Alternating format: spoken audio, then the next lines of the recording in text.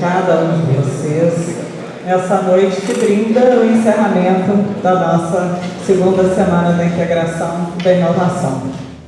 É muito séria, que ele tem birra com cheque, e eu gostava do cheque, eu sei que ele caiu em desuso, mas eu gostava do cheque. São mecanismos, tirem o cheque, a gente tem 38 títulos de crédito no Brasil, dos quais 17 são eletrônicos, já hoje, são instrumentos de circulação do dinheiro. O direito societário junta, os títulos de crédito e os contratos circulam, só que eu vou falar do outro lado porque é um ano da moda. Eu vou falar quando o dinheiro acaba. Quando a gente planeja algo, a gente pensa em ser o Tony Stark. Vai dar muito certo, eu vou ter dinheiro para contar na mão o tempo todo.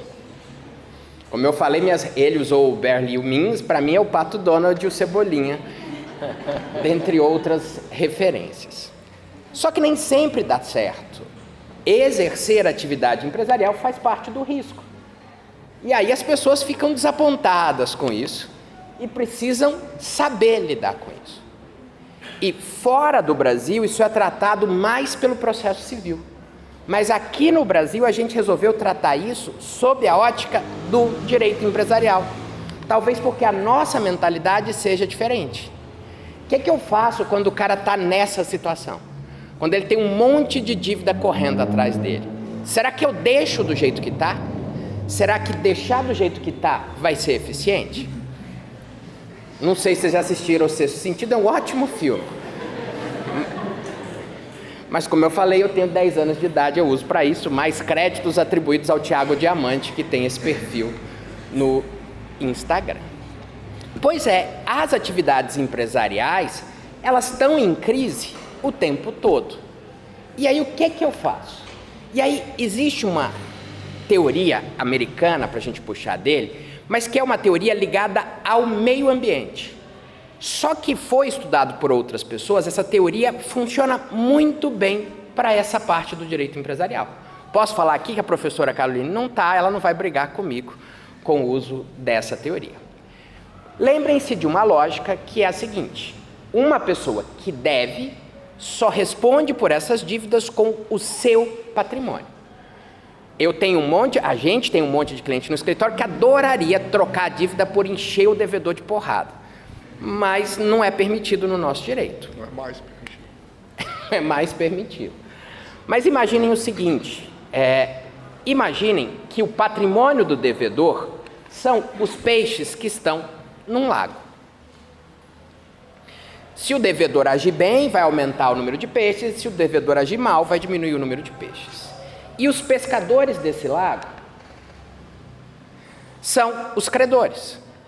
Enquanto os credores conseguem satisfazer os seus interesses com os ativos do devedor, está tudo bem. O direito empresarial não precisa se meter, isso é direito das obrigações, isso é processo civil. Só que às vezes cresce muito o número de pescadores. Vai aparecer um monte de pescador ali, vai demorar um pouquinho. Mas a ideia é, enquanto esses pescadores estiverem satisfeitos com os peixes do lago, está tudo bem. Mas a crise significa que os peixes do lago não estão atendendo esses pescadores. E se os peixes do lago não estão atendendo esses pescadores, o que eu faço? Eu deixo os pescadores mais espertos continuarem pescando? Ou será que eu crio uma solução pelo direito? E aí, existe uma teoria que, como eu falei para vocês, é uma teoria de direito ambiental chamada tragédia dos comuns, que diz que sempre que existe um recurso finito para necessidades infinitas, eu não posso deixar as pessoas acessarem esse recurso livremente. É como se fosse ali pescar num aquário, pescar num balde. A tragédia dos comuns é uma ideia de um economista americano que ganhou o prêmio Nobel, pensando no meio ambiente. E ele vai falar sobre como enfrentar isso. E aí, a gente precisa lembrar de algo que ele fala: olha, se eu deixar os pescadores livres, aqueles pescadores que têm melhores advogados, aqueles pescadores que têm melhores equipamentos, vão pegar todos os peixes. E alguns pescadores que precisam mais, que têm mais necessidade, não vão pegar peixe nenhum. E aí vem o que eu quero tratar com vocês.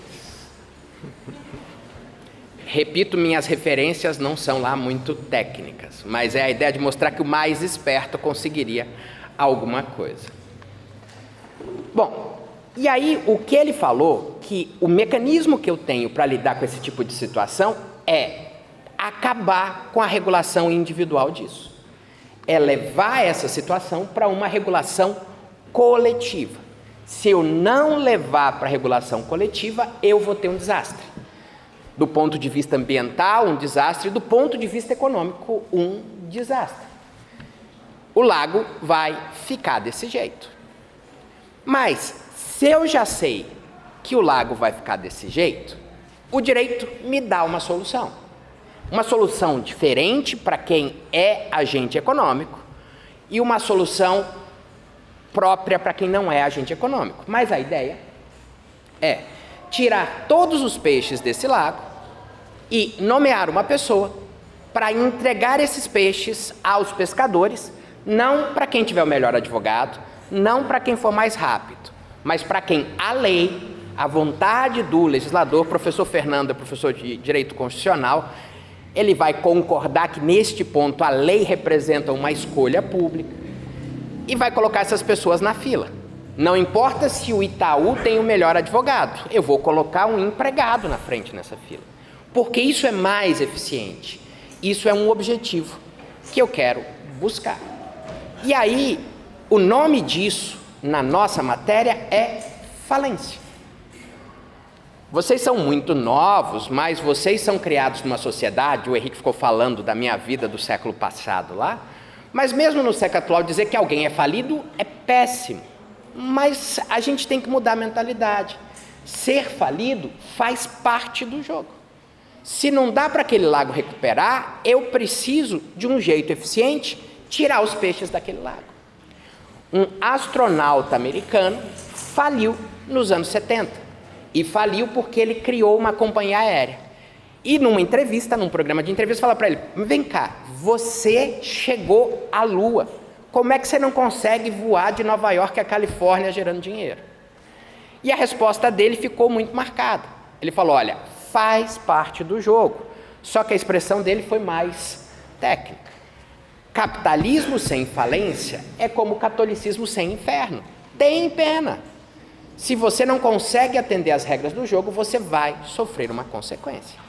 E faz parte. Vejam essas pessoas. Não sei se vocês vão conseguir enxergar daí. Vocês conhecem elas? Ao menos o laranja ali, por último, vocês conhecem. O que essas pessoas têm em comum? Todas elas faliram e conseguiram ter bons resultados na vida. Eu coloquei na testa e no Trump eu vou colocar 2 vezes, porque ele faliu 2.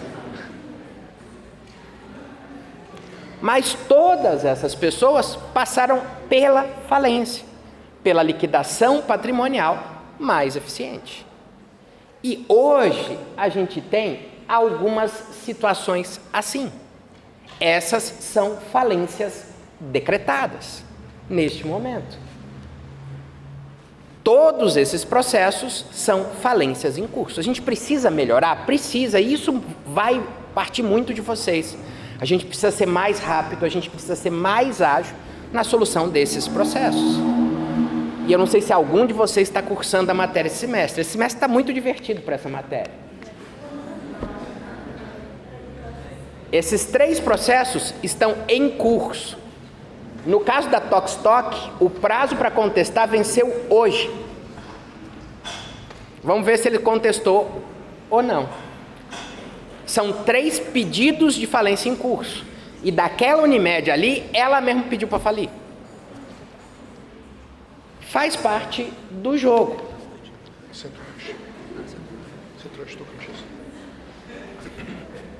Repito o pedido de perdão. Eu não sei se elas vão falir ou não, mas o fato é que elas estão em crise. Se o caso não for de falência, se aquele lago pode ainda ser um lago produtivo, eu tenho um outro mecanismo. E esse outro mecanismo é a recuperação judicial. Só que para usar a recuperação judicial, eu preciso da ajuda de alguém. Eu preciso de alguém porque o credor quer matar o devedor quando ele pede recuperação judicial. E este alguém vai ser alguém que vai me viabilizar essa negociação, que somos nós, advogados, qualquer pessoa que trabalhe nesse assunto, consultores financeiros e etc. Às vezes o trabalho dessas pessoas consegue chegar num acordo bom, bem resolvido, voluntário. Às vezes o credor aceita um acordo meio contra a sua vontade. Mas às vezes ele não chega no acordo. E aí isso costuma gerar problemas. Eu chamo o credor para negociar, ele fala, não. Eu tive que apagar o que estava escrito ali quando eu puxei da internet, porque era uma outra coisa que estava escrito. Mas, e aí, o devedor que está tentando renegociar, que está tentando manter o seu lago ativo, ele vai falar que é muito difícil negociar. Mas o direito, como eu falei para vocês, cria uma regulação coletiva disso. Negociar um a um é muito difícil. Como é que eu faço para arrastar os credores para a negociação? Aí vem a nossa Lei 11.101, que não é perfeita. E como o Henrique falou, na minha sala, a primeira explicação para eles, olha, eu vou ensinar para vocês o que está escrito na lei. Mas essa lei significa a mesma coisa que a seguinte placa. É proibido dançar agarrado, mas se quiser pode, desde que cumpra a função social da empresa. Essa é a tradução da Lei 11.101. Empresa lato sensu. Lato sensu. Como qualquer atividade econômica. Mas a ideia da recuperação judicial é uma ideia genial. E ela criou dois mecanismos para forçar o credor, ou melhor, para incentivar o credor a negociar. Primeiro, eu bloqueio o acesso dos credores. Vocês não entram aqui não. Fiquem parados aí. E aí vejam, como eles não têm o caminho de pescar diretamente, de executar a dívida, eles vão vir para a negociação. E a outra coisa que eu tenho é que se aquele credor do meio ali que está com o paletó vermelho não quiser, os outros arrastam ele. A negociação agora é coletiva, não importa mais a vontade individual. Se eu alcançar o número exigido pela lei, mesmo que eu não concorde, eu sou obrigado a aceitar. Por exemplo, a gente vai usar daqui a pouco, Americanas. Nas Americanas, você tem lá a seguinte proposta de acordo. Eu te pago com 80% de desconto, daqui a 20 anos, corrigido pela TR. Me reuni com um credor das Americanas. Eu não posso repetir aqui porque está sendo gravado. Mas imaginem o que ele falou em relação a essa proposta. E ele falou, é sério, eu tenho um valor de 100 milhões para receber. Eu vou receber 20 milhões, daqui a 20 anos, de uma vez, eu nem sei se as Americanas vão existir, e corrigido pela TR, que foi 2% no ano passado. Ele fala, eu não quero isso. Aí entra a negociação. Só que a minha frase para ele foi, se você não quiser, o seu crédito é pequeno. Nas Americanas, hoje já são 51 bilhões de créditos no processo. Os outros arrastam ele. Mas vocês falam, é necessário isso? Sim, é necessário isso. Se aquele lago pode continuar produzindo, eu devo me esforçar para manter o lago produzindo. E dentro dessa ideia, o advogado junto com o devedor vai pedir a ajuda do juiz para abrir a porta da negociação para ele. Estou acabando com as bobagens, gente. Então, a recuperação judicial, que é um mecanismo muito importante, é uma forma de viabilizar, de criar um ambiente para a negociação coletiva entre o devedor e os seus credores. Mas, repito, não vale mais a vontade individual, vale a vontade coletiva, e eu considero esses credores como um grupo só para a formação dessa vontade. E aí a gente tem todos esses casos em curso. Esses são processos que estão em curso. A Itaipava é Grupo Petrópolis, tá? Mas Itaipava foi a única logo que eu achei para colocar, são 24 sociedades. Eu, pessoa física, sou credor do Grupo Itaipava, não vou receber, já tenho certeza disso. A Oi está pedindo de novo, a Oi gostou e pediu de novo. Aí você tem Lepostiche, Esdeva, que inclusive a sede é aqui, as Americanas e a Samarco, que tem uma situação muito peculiar, mas vota semana que vem o acordo dela. O acordo da Samarco não foi aceito, agora os credores propuseram um acordo. Semana que vem vai ser votado esse acordo, vai ser divertido. Mas isso aqui são as falências. Bom, é isso. Muito obrigado, pessoal, pela atenção. Obrigado pela atenção.